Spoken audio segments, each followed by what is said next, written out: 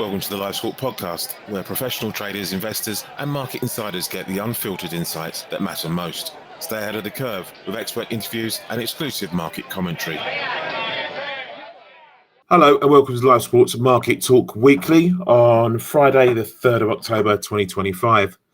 This is where we try and break down the key stories of the week gone and the implications for the markets. We'll also take a look at the week ahead and give you a heads up to what you should be looking out for. I say we because every week I'll be joined by a market expert in their field. And this week I'm joined by Beat Nussbaumer, founder and CEO of Macro Beat, an FX macro trader, a researcher and FX tutor. He's a market professional with over 40 years, or nearly 40 years rather, I should say. I'm not going to age him, a worth of experience in these markets. Quick disclaimer. The content provided on this channel is for informational and educational purposes only. We're not licensed financial advisors, and none of the information shared should be considered as financial investment or trading advice. Please conduct your own research, consider your own financial objectives, and consult a qualified financial professional before making any investment decisions. Investing and trading in financial markets carries risks, and the past performance is not indicative of future results. We're not responsible for any losses or gains that may result from following the content on this channel. And with that out of the way, we can begin. Just to give people a quick look at, just for those who are new to the show, we'll have a look at the week gone. And at this time on a Friday, the first Friday of the month, we normally have non-farm payroll to review.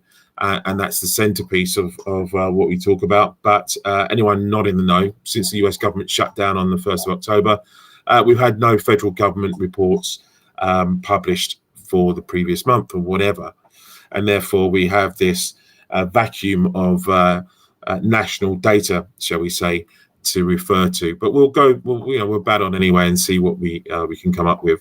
But that is the central theme, I guess, of where we're at the moment for US data in particular. Obviously, there's data elsewhere, but as we know, the markets are driven by what happens in the US, and when we have nothing to go on, really, it makes that job a little bit harder for investors and traders alike. So with that, I want to bring in Beat. Beat, how are you doing? Hi, Harry. How are you? Thanks for having me again. Always a pleasure. Always a pleasure.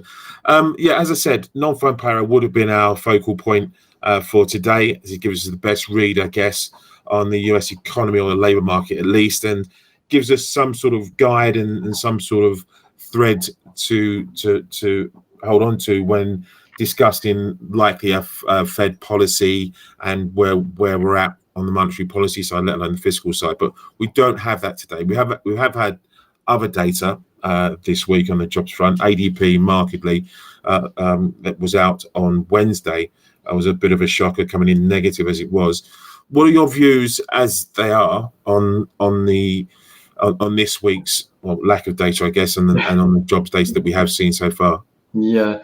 To be honest, I think the market stayed relatively cool after ADP. We had the usual sort of 1 hour or 2 hours of fun, but I think the market is very well aware how weak the correlation is, really about hit and miss in regards to, some months it's good and some months it's bad. So the market was indeed not willing to actually have a run on the data, which was a bit surprising. But at the same time, I think we had quite a mixed match of data. The week prior, we had some very good one, then we have the ADP a bit weaker one. So there's so much of flip-flop going on with the data.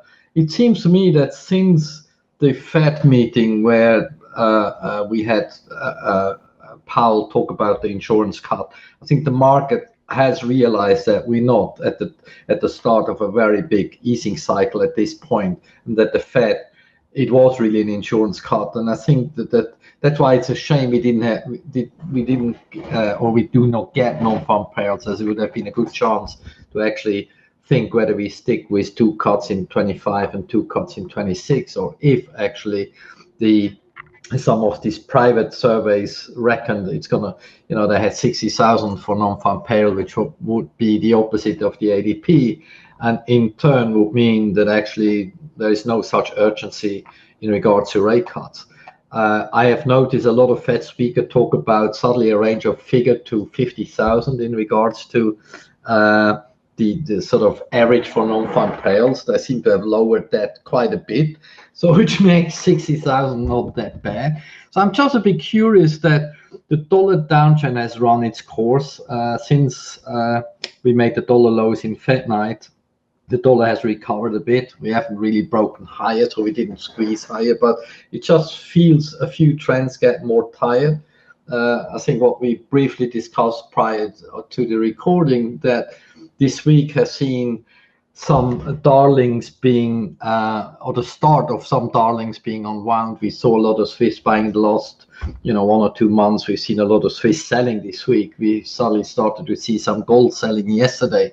So it's as if the shutdown has actually created, rather than panic at this stage, because usually the shutdowns haven't usually lasted that long, but it seems to have made the market start to take profits, bank some of the trades that worked, because I think some of the trades have been going on for longer than you usually get in a normal cycle. So I think the market is just at unease on what is next. And it's almost like we need, sometimes we need one data and we run with it for like 4 weeks, 6 weeks, or whatever. And right now it just feels we sort of walk from data point to data point to data point, because the market is just so uncertain. If we then also add all the politics around that we get in the US right now. So I think the macro space is, and I see it in my own behavior, especially when it comes to the dollar. I've become very more short term and a bit, paying attention that whether the trend is getting tired. Maybe we did price in all the cuts we might get. Because end of the day, no matter what Besson and all these people say, nobody's really talking about recession at this point, right? So how many cuts do we actually truly expect? So I'm a little bit in limbo in regards to the macro outlook, and obviously it doesn't help if half the data we just don't get right now. Yeah. I mean, just quickly on the private payrolls, employers, they shed 32,000 jobs in September, according to the report on Wednesday. And it also conducts its annual prelim rebenchmarking of the national report. And it basically recalibrated the result in a reduction of 43,000 jobs in September compared to the pre-benchmark data. And this is from the chief economist at ADP, Dr. Neela Richardson, says, despite the strong economic growth we saw in the second quarter, this month's release further validates what we've been seeing in the labour market. The US employers have been cautious with hiring. It goes back to what you said about that cautious note generally around what we're seeing, and how, as an investor, as someone who trades these markets day in, day out, from your perspective, then you can't take too much for granted at the moment. Would that be correct? That's a framing that you'd agree with? Yeah, absolutely. And I think it's just I'm just trying to see the name of that private. There's a new name in town in regards to Revelio Labs figure. Revelio is a private company. I have no clue about their track record, but that name was going around in the city yesterday and in the US about that sort of private alternative data sources for payrolls. And I saw their report, but only in hindsight from last month, so I can't really say whether the number they had, they actually indeed released prior to the data or not. So, it's something to be looked into, especially if that shutdown would really start to last, that the market will start to turn to private data sources. And that also highlights something I think we spoke about previously, that there is some worry in the market that the quality of data starts to become an issue. I think even some of the prior to this lockdown, we were worried about that, weren't we? Exactly. And so even the Fed speakers have alluded to, I can't remember, I think even Powell mentioned it as well in one of the speeches. And so the problem is, and obviously, I understand they also try to give back to Trump a little bit, but there's a clear issue. I think we realize around CPI that the data may not be as solid as it used to be. So it just starts to question the whole gold standard of data. And obviously a government shutdown doesn't do much for confidence in that regard. So you start to wonder if the private avenue there's always been some, as we know, some of the large hedge funds that may have some own surveys on some of the data, and so that is a bit of a concern. But as you rightly say, right now, I just can't see a very clear trade on a macro space where you can really be sure, oh, that's where the direction of travel is. I think we traveled quite far on the dollar this year, and that's why probably not a surprise. Same for gold. If you look at gold, right, you have to be quite brave. Record.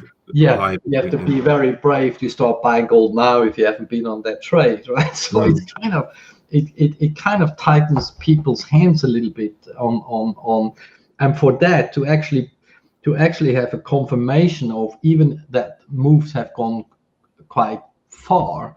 And so you need the confirmation of data if there's more in these trades. And right now we don't get it. The non-farm, as we both know, is a big element because it's actually the only element where the Fed or why the Fed has been cutting rates. Because some of the other data don't really suggest we need that many rate cuts. So that is why it's a real shame that we don't have a non-farm, because that could really be the important one right now.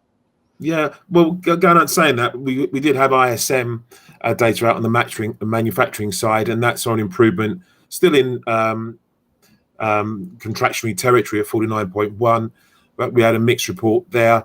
It was a 7-month high at 49.1 for September, from 48.7 in August. That was aligned with analyst estimates. Just to go through some of the components, prices paid fell by more than expected. That was an 8-month low of 61.9 from 62.7 forecast. New orders contracted, coming in below 50 at 48.9 from 50, surveyed, and 51.4 last.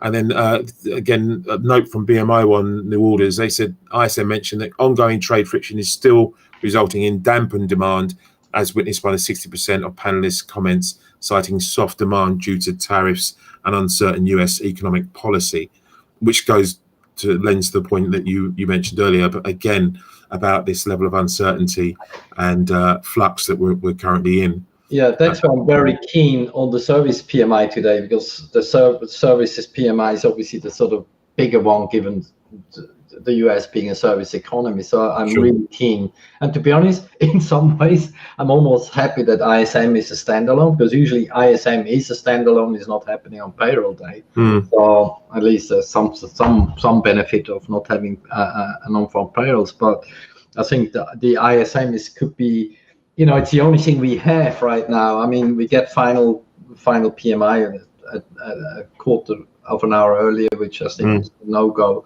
But I think the ISM could at least be, it's the only thing we can deal with, because next week we only have, I guess we come to next week anyway, we only have minutes. We don't really have any kind of major data next week. So ISM is the only data point or important data point that we can really have in space of a week now. Yeah, fair enough. I want to quickly move across the Atlantic to the Eurozone. We had flash HICP data, which saw a small move higher in the inflation read for September, and is unlikely really to move ECB on their current stance, which is that rates are in a good place for the time being. Just a note here from Capital Economics, though, they say, however, we think inflation will fall to only 1.5% by December and remain below the target next year, eventually prompting ECB to cut rates again. So we had a 2% read in August. Sorry, it rose from 2% in August to 2.2% in September for HICP, driven by base effects as energy inflation fell by 0.4% compared to a 2% drop a year ago in August, year over year in August, rather. Do you have any views really on the euro and where you're sat, whether on its own as a standalone or against other pairs that you look at the moment? What's your general view on maybe the inflation read, but the wider eurozone? To be honest, I think I'm pretty much buying into the idea that the ECB is done, except for shock.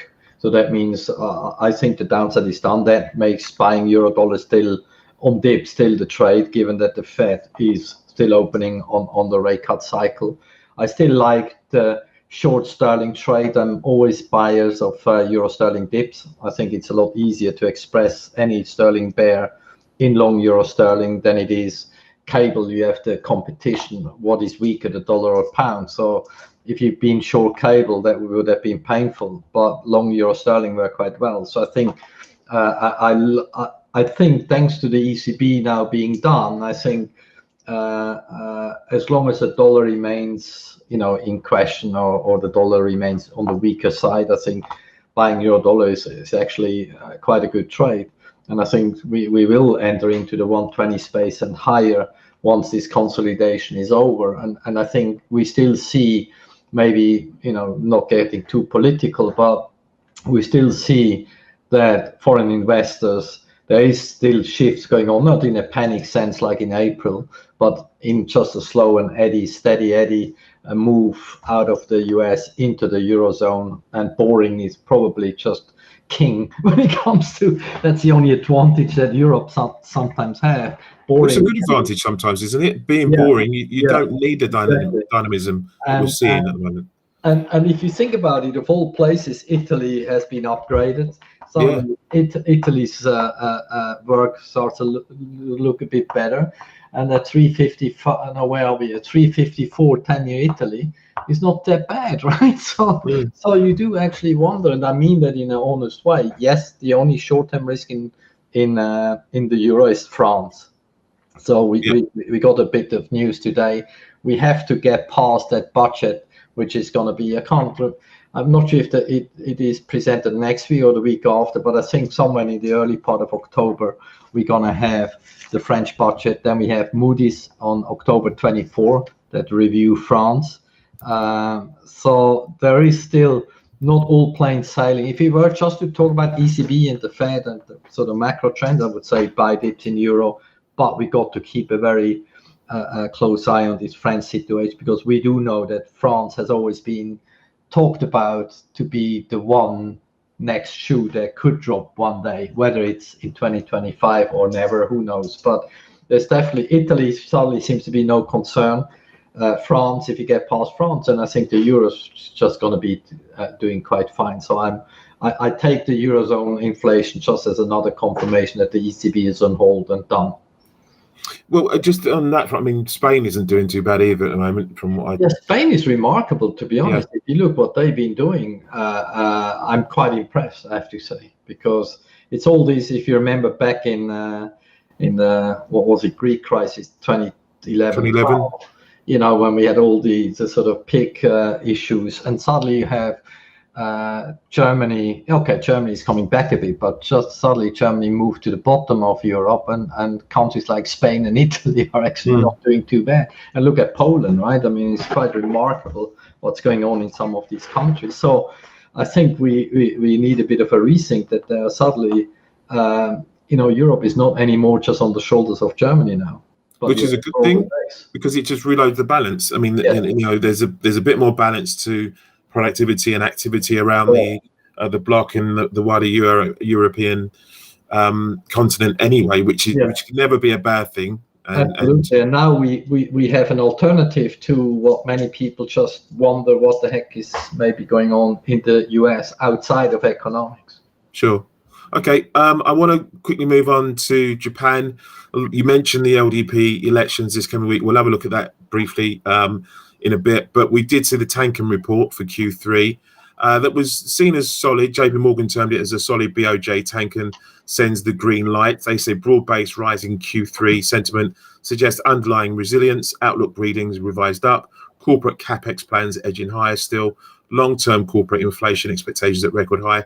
Data adds to conviction of JP Morgan's Benjamin Shattil and the forecast for the bank for near-term BOJ rate rise. What effect have you seen on the yen in terms of all this, and how do you position yourself with this prospect in mind? Yeah, to be honest, I've been selling the rallies in dollar yen and all the cross yen. Dollar yen is a sort of double whammy with dollar bearish, and actually thinking that the BOJ is, to be honest, it's 15 basis points is price for October. I could see them to go as early as October. I think this whole trade tariff worries have sort of gone away a little bit. The only reason I used this tip this week in dollar yen and cross yen to reduce shorts is really just due to the LDP election. I don't want to be complacent, even though my view has been, and that's why I did sell the rally eventually in the last few weeks, that Takaichi is not as dovish as she was in 2024. I think she had a reality check that probably it's not very timely anymore to talk about easy money. The things just have changed. And I think the whole moving inflation in Japan, the whole discussion around fiscal side, the whole events, what's happening in JGBs, I think she got a real reality check in that regard, that you just can't come in and talk about and tell the BOJ to go back easy again. And I think if you remember when we had the LDP election in 2024, right, when she was in the lead, the yen rallied about 500 points, right? So the yen got really, really hurt when she was in the lead. And at the end, then we had the reversal because Ishiba made it at the end. So now we were a bit worried if we see a repeat. And very early on, we started to notice that she's actually softened her stance. Koizumi seems to be the favorite among the MPs. Takaichi seems to be the favorite among the party. So it's a very hard to predict who is going to come. But, you know, in the early stage, a few weeks ago, we would have been worried that Takaichi could be a 152 story in dollar yen. Mm-hmm. Right now, I hope it's a 149 story because I want to get short again in case she gets elected. On the flip side, if Koizumi comes in, I don't think dollar yen is going to sell off a lot because Koizumi for me means a little bit more just business as usual from the LDP. It means just the sort of work with BOJ continues as it is. And we heard from Ushida yesterday, from Ueda today. They just know they have to start hiking rates because, or at least do the next hike in one way to stabilize JGBs as well. I think some of the JGB auctions have been weaker because if the market knows they have to hike, why would you just rush in? And I still think, if I may just expand just one minute, I still think this will be one of the biggest things to watch, but more on a very macro level for the next few years. That I think there will be just this change where Japanese money is coming home after 30 years of going abroad. And so this is something people will have to watch eventually in the long end of the rest of the world, because I think the Japanese flows will start to dry up. Just to quickly explain that. So by saying repatriation of the yen and bringing money home, potentially selling their holdings of foreign assets, foreign bonds, yeah, exactly, which would be the US bond. Yeah, to be honest, I expected it to be a bit quicker, but when you think about it, I go like, they're not known to rush things, so maybe it will not be a case where they start actively selling foreign bonds, but everything that matures will not be rolled. Sure. And that money goes into, because I have to say, if you offer the GPIF these kind of yields, GPIF are the large pension funds in Japan. If you offer them yields that we see right now in 20 and 30 year Japan, come on, you want to have a piece of that rather than you taking foreign exchange risk abroad in US bonds or European bonds. And I think, as I said, this is not something that will unfold in 1 month, 6 months, 12 months. This is just going to be a trend, a multi-year trend, that I think we see a big shift, that the cheap money is indeed over. Doesn't mean like we get a crash in cross yen or a crash in the world or blah blah blah, but there will be a trend of cheap money just slowly leaving foreign economies outside of Japan, returning to Japan. And I think this is a story I'm watching very carefully, and this is one of the reasons why I'm sort of bullish the yen. Yeah, not just BOJ, hikes and cuts from the Fed. But longer term, I think there's a bigger. Everyone that has been around for a long time knows all about the carry story, knows all about the huge flows abroad from Japan, and I think this is just ending. And like I said, it's not a story for today and tomorrow, but it's a story that could unfold in the next 1 to 2, 3 years, whatever. I think there's a real focus that should be on that. It's good to know. Well, that's one we'll put a marker in and watch. But interesting development if that is the case. We saw the RBA as well this week. A slightly more hawkish tone, according to some, with the bank highlighting, according to TD Securities, highlighted stronger than expected growth and inflation, a firm housing market, and the risk of persistent price pressures. The messaging was more hawkish than last week's IBA commentary to the House of Representatives, with recent cuts seen as having an effect, but the full effects yet to play out. The RBA does not appear in any pressing need to cut, and the Canadian bank says we retain paid November 26 and Feb 26 OE position as the model portfolio. So yeah, that was the RBA last week, but that's another central bank to watch. Let's look at the week ahead now as we close out this episode. Again, the US government shutdown is sort of front and center in terms of column inches and whatever amongst all the journalists at the moment, all the reporters there. It's all about this government shutdown. Hopefully, we're going to start seeing some movement next week. I know the Senate is coming back. Is it the Senate coming back next week, early part of next week? And so there are rumblings that there are talks that happen. There always are talks going on behind the in the background anyway. So we could hopefully see something come out of this. But and also there are disparate reports about how much this is affecting the US economy. And the last time we had a shutdown, I think ultimately it took off about $3 billion from the US economy, which in the big scheme of things isn't a great deal. Now, you know, with people's lost wages and stuff, they will get paid that in back pay, federal workers. So it's not like they've lost that money and that's not come out and that's being sucked out of the economy. They will get repaid, but the lasting damage, unless it's a really long shutdown, is seen at, not minimal is the wrong word, but on the actual economy itself isn't seen as the worst in the world. So therefore, probably why you're saying, Pete, before, that this dollar story, although you have to stay nimble, isn't some big doom loop. Is it? Correct. Yeah, absolutely. We mentioned the LDP election this weekend, so keep an eye out for that.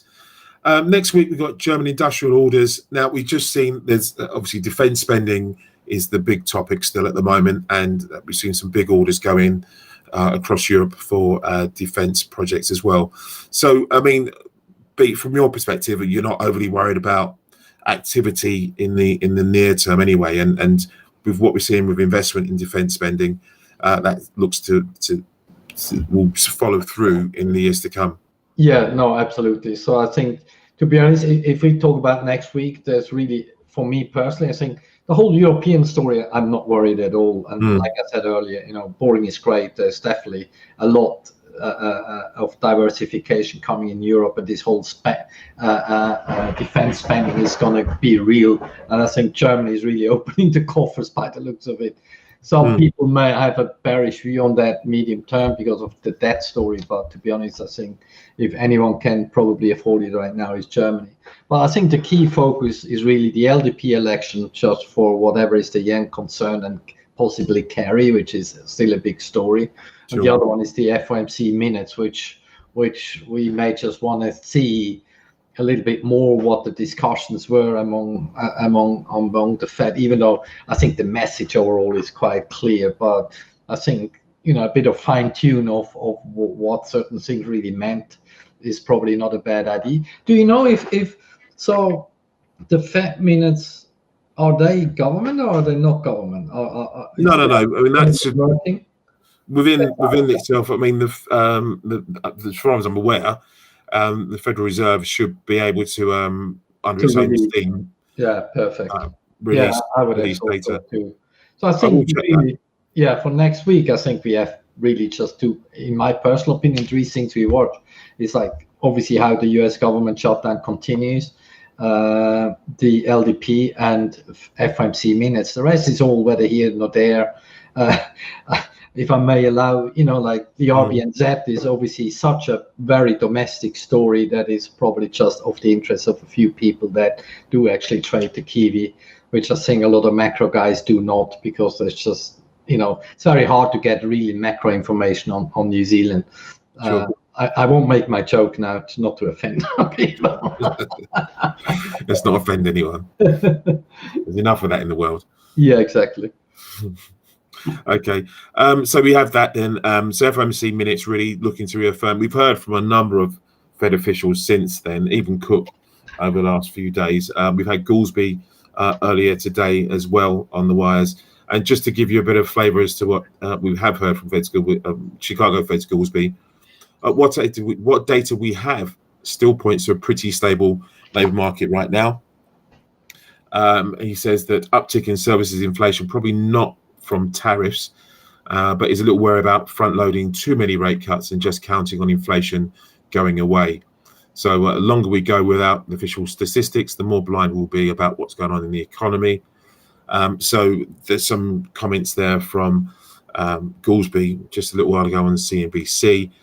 Mirren's been speaking in the last few minutes as we record, and says access to data is important to make policy. Hopefully we will have needed data by next FOMC, but also, and there's other data. But expects significant disinflation to services inflation tied to population shift is Mirren's view. We know Mirren is the ultra dove on the committee at the moment, on the board.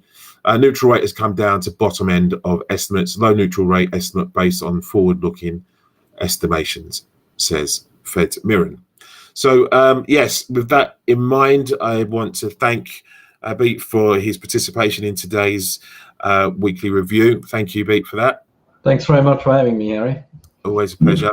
And yes, as we've noted, next week's calendar, all things being equal, is really all down to whether we see a reopening. And even if we do see a reopening of the government, this is all the data that we haven't had released is bottlenecked, and therefore will take a little while to be rescheduled and to be pushed out. So stay in touch with Live Squawk. Look at our feeds to find out when this rescheduled data is to be released, if we get that information next week, if the government reopens and the Democrats and the Republicans get their heads together and decide to just get the country going again. But that aside, look through survey data. There's plenty of survey data out there, and it will take on more importance and more relevance and more market moving ability as we go through this shutdown, because it's all that we have to rely on, really. So some important thing to watch. Right, I'll put up where you can find Beat's macro Beat website and everything else, and also we'll tell you where you can review this week's weekly or other of our podcasts that we push out as well across all the podcast platforms. But thank you for listening, guys, and have a happy Friday and a lovely weekend, and we'll see you again next week. Thanks for tuning into the Live Squawk podcast. Your edge in the market starts here. Subscribe now.